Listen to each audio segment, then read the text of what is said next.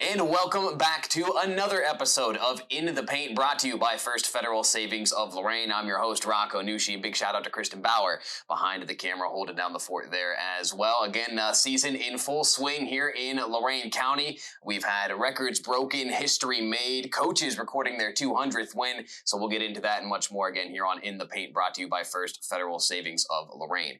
Well, I start each and every episode talking about who's hot around Lorain County, and this week we'll start no differently. We'll go to the boys' side of the equation, where the Columbia Raiders, another team that we've talked about just about every week here on the program under head coach Josh Scharf. They have won 4 straight, have the Columbia Raiders. That included a big 72-51 win over Keystone over the weekend. That was one we were really excited about last week. 2 top teams in the LC8 going head-to-head. That's 2 communities that know each other very well, and it was the Raiders getting the 72-51 win in that one. Cody Davis with a 26-point effort, and keep an eye on him, folks. Again, he was somebody that we caught a hold of many a time during the football season, made quite a wide receiver there for the Raiders. Well, he brings that same size and athleticism, of course, to the basketball court. One of the most athletic guys in Lorain County, certainly a name to keep an eye on with the Raiders. That puts them in a first-place tie with Oberlin right now. Both teams undefeated in Lorain County League play. That matchup between those two, the first one, I should say, happens this week, so make sure you stay tuned for the results on that one. Columbia and Oberlin, 2 undefeated teams in conference play, battling this week. Again, speaking of the Phoenix, they've won 2 in a row in their own right. Again, 6-0 in Lorain County League play. And Ty Locklear, another name to keep an eye on in the LC8. He had 25 points in a weekend win over Clearview. And you look at that Oberlin roster, they just have a number of guys who can contribute, whether it be, somebody like Ty Locklear, somebody like an Andre Yarber.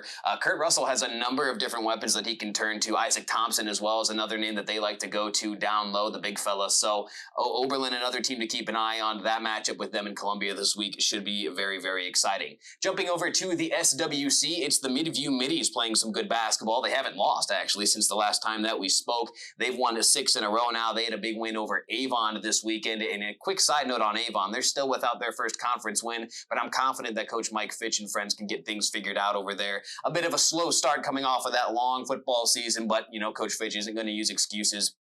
I'm excited to see how they can get things turned around. And again, looking at Midview, you look at guys like Aiden Gregory, somebody we've mentioned on this show before, Michael Hazard, Ryan Runzer. They just have so many different guys that can do a lot of different things. They're playing good basketball right now. They've got games against Berea Mid-Park and Elyria this week. Speaking of the Pioneers, they had a good last week. Now, they had a close loss to Avon Lake, a game they were up by 16 points at one point. So, Coach Lyric wasn't especially happy about that one. Well, they follow that up with a Friday night win over Amherst at Illyria's place. That was a 60-57 win in overtime. That one came down to the wire. Elyria has been a part of some really, really good basketball games so far this season. It was a good physical game, something that the SWC really embodies, and it was Elyria getting the win. Omar Palos had 16 points in that one. So knocking off the top dog in the SWC, Elyria could be poised to make a title run as far as the SWC goes this season. And sticking in Elyria, but heading on over to the Catholic side of the equation, it is the Elyria Catholic Panthers, winners of 2 in a row. They've knocked off Rocky River and Lutheran West. Much better start to this season for Coach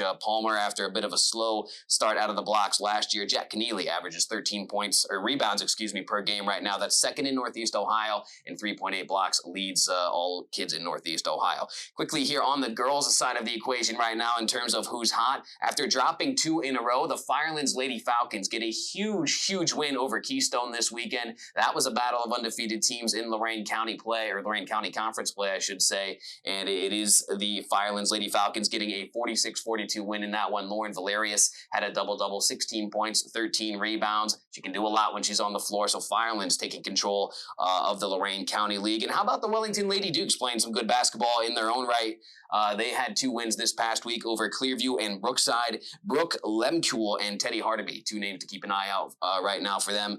Coach Nathan Morris's team playing some good basketball basketball. And the North Ridgeville Lady Rangers, got to mention them as well. They've won 4 in a row. They've got some interesting matchups this week. Walsh Jesuit, Padua, and Avon Lake all on the schedule for the Lady Rangers this week. So Coach Amy Esser's team has their work cut out for them, to say the least. So a quick couple of other tidbits here before we get into what's coming up this weekend on the airwaves of WEOL. Back to Elyria Catholic. The girls won a thriller on WEOL this past Saturday.